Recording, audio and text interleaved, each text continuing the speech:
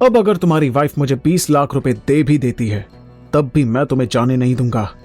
इतना बोल private club का मैनेजर मुड़ा और बाहर निकल गया। आरव 1 घंटे तक वहाँ अपने लॉयर का वेट करता रहा। उसके बाद उसका लॉयर वहाँ आ गया। सॉरी मिस्टर अंबानी, आपको इंतजार करना पड़ा। मिस्टर अग्रवाल, क्या आपने केस स्टडी कर ली है? बाहर पुलिस ने मुझे इस केस के बारे में जितना बताया उससे ये पता चला कि आपने एडमिट किया है कि आपने किसी को मारा पीटा है, लेकिन आपका कहना है कि वो सेल्फ डिफेंस है।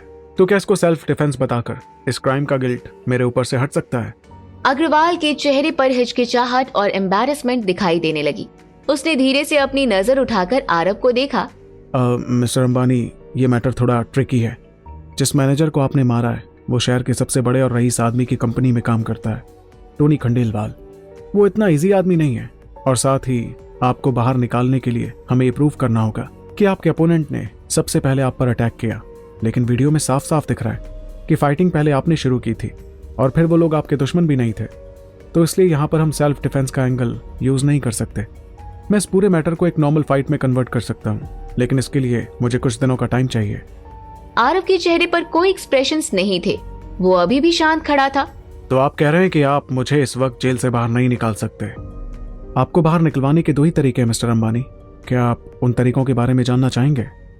बताओ। पहला तरीका है कि हम डायरेक्टली टोनी खंडेलवाल को किसी तरह से कांटेक्ट करें और उनसे ये कहें कि वो अपने मैनेजर से बात करके केस को वापस ले लें। इससे मैनेजर केस वापस भी ले लेगा और हमारा कोई नुकसान भी नहीं होगा। ये रास्ता बहुत ही ज्यादा सिंपल और डायरेक्ट था, लेकिन आरव इस तरीके से बाहर नहीं निकलना चाहता था। आप मुझे दूसरे रास्ते के बारे में बताइए। अग्रवाल थोड़ी देर के लिए हैरान हुआ, क्योंकि उसने उम्मीद नहीं की थी कि आरव इस आसान से रास्ते को नकार देगा। दूसरा रास्ता है कि हम मैनेजर को उसकी मुंह मांगी कीमत दे दें, जिससे कि वो अपना केस विड्रॉ कर ले। कुछ देर पहले ही आरव के साथ मैनेजर का बहस हुआ था और इस वजह से आरव ये रास्ता भी नहीं अपनाना चाहता था। इम्पॉसिबल है। मैं उसे 1 रुपया भी नहीं दूंगा, बल्कि मैं तो ये चाहता हूँ कि उसे इतनी कड़ी सजा मिले जिसे वो जिंदगी भर याद रखे। राजेश अग्रवाल ने झूठी स्माइल करने की कोशिश की। मिस्टर अंबानी, आपके बाहर निकलने का और कोई रास्ता नहीं है। क्या आप मुझे प्लीज बता सकते हैं कि आपने फाइट क्यों किया? तो शायद मैं वहां से कोई रास्ता निकाल पाऊं। आरव ने अब तक शनाया के बारे में पुलिस को कुछ नहीं बताया था, क्योंकि वो नहीं चाहता था कि शनाया की इज्जत दांव पर लगे। लेकिन अब अदिति उसे जेल से निकालने के लिए दर दर भटक रही होगी। आरव ये सोचकर वकील को सच बताने के लिए तैयार हो गया। मैं आपको सब कुछ डिटेल में बताऊंगा, लेकिन आपको ये बात एक सीक्रेट रखनी होगी। आप ये पुलिस को नहीं बता सकते। ठीक है मिस्टर अंबानी, मैं किसी को कुछ नहीं बताऊंगा। इसके बाद आरव ने उस लॉयर को क्लब का सारा किस्सा सुना दिया। आरव की बात सुनकर अग्रवाल के एक्सप्रेशंस चेंज हो गए। मिस्टर अंबानी, तो इसका मतलब ये है कि वो लड़का आपकी वाइफ के सिस्टर के साथ कुछ गलत करना चाह रहा था। तो क्लब के अंदर खड़े लोगों ने भी ये बात देखी होगी, राइट? मेरी सिस्टर इन लॉ को होश नहीं था क्योंकि उसे ड्रग दिया गया था, और ये बात क्लब के सभी लोगों ने देखी होगी क्योंकि वो अंधे तो है नहीं। और ये सब जानते हुए भी क्लब का मैनेजर अपने गेस्ट की प्राइवेसी को प्रोटेक्ट करने के लिए हमें अंदर जाने नहीं दे रहा था। मिस्टर अग्रवाल के चेहरे पर एक स्माइल आ गई। मिस्टर अंबानी, मेरे पास एक आइडिया है। मैं उस प्राइवेट क्लब पर एक केस कर सकता हूँ, ये कहकर कि वो लोग उस क्लब के अंदर कोई गलत एक्टिविटी कर रहे हैं और वो इसी मकसद से आपकी सिस्टर इन लॉ को भी वहां लेकर गए थे। मैंने आपको पहले ही कहा था ना कि हम इस बारे में किसी को कुछ नहीं बता सकते। मिस्टर अंबानी, हम सच में उन पर केस नहीं करेंगे। मैं बस उस क्लब के मैनेजर को ये बात कहकर डराऊंगा, फिर उसके मन में डर बैठ जाएगा कि मैं उसे और उसकी पूरी कंपनी को बर्बाद कर सकता हूँ, तो वो खुद ब खुद केस वापस ले लेगा। ठीक है, तुम एक कोशिश करके देखो। वहाँ से जाने के 10 मिनट के अंदर ही अग्रवाल अपने चेहरे पर हंसी लिए वापस आरव के पास आया। मिस्टर अंबानी, सारा मामला सुलझ गया है। मैनेजर केस विड्रॉ करने के लिए मान गया है। वो इतनी जल्दी कैसे विड्रॉ करने के लिए मान गया? मिस्टर अंबानी, वो एक मामूली सा मैनेजर है और उससे बात कर मुझे लग रहा है कि शायद उसने अपनी जिंदगी में बहुत सी गलत चीज की है। मैंने जैसे ही उसके सामने पुलिस इन्वेस्टिगेशन की बात की तो उसने फौरन केस वापस लेने की बात सामने रखी।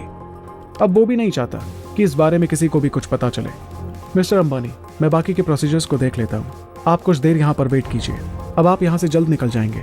अग्रवाल वहाँ से चला गया। तभी मिस्टर रणवीर और अदिति भागते हुए अंदर की तरफ आए। आरव! मिस्टर अंबानी!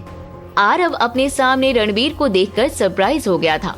मिस्टर रणवीर, आप यहाँ क्या कर रहे हैं? आरव, मैं अकेली 20 लाख रुपए इकट्ठा नहीं कर पा रही थी और रात भी हो चुकी थी, बैंक भी बंद थी, इसीलिए मैंने सर को हेल्प के लिए कहा। अदिति को किसी से भी हेल्प लेना पसंद नहीं था, लेकिन इस बार वो बिना सोचे समझे सिर्फ आरव को बचाने के लिए रणवीर के पास चली गई थी। रणवीर बस कंफ्यूजन से अदिति को देख रहा था। उसे समझ नहीं आ रहा था कि उसे एक ऐसे इंसान को बचाने के लिए 20 लाख रुपए देने थे जो पलक झपकते ही 10 बिलियन रुपए देने के लिए रेडी हो गया था। मिस्टर अंबानी, आप परेशान ना होइए, मैं अभी और दूसरी पार्टी से मिलकर मैटर को सुलझाता हूँ। मिस्टर रणबीर, इसकी कोई ज़रूरत नहीं है।